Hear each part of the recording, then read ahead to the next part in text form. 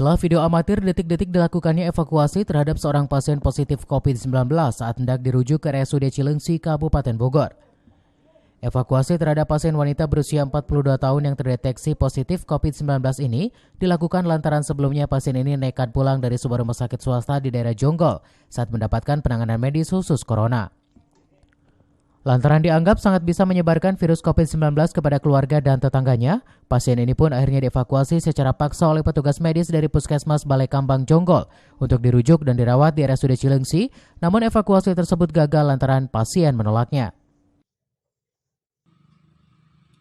Selang sehari kemudian si pasien menghilang dari kediamannya hingga akhirnya dilakukan pencarian selama 2 hari lamanya oleh tim gugus COVID-19 Kecamatan Jonggol.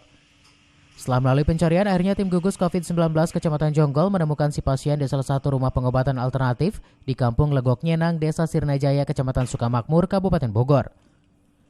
Dengan dibantu tim gugus COVID-19 Kecamatan Sukamakmur dan tim kesehatan Puskesmas Sukamakmur, si pasien akhirnya berhasil evakuasi dan dirujuk ke RSUD Cilengsi.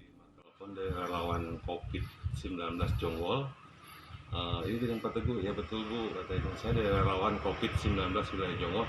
Ini ada pasien pulang paksa dari rumah sakit swasta wilayah Jonggol hari Kamis tuh sudah dites positif, rapid positif, minta pulang paksa katanya. Sudah pulang paksa hari Kamis, hari Jumat swab diperiksa juga ternyata positif.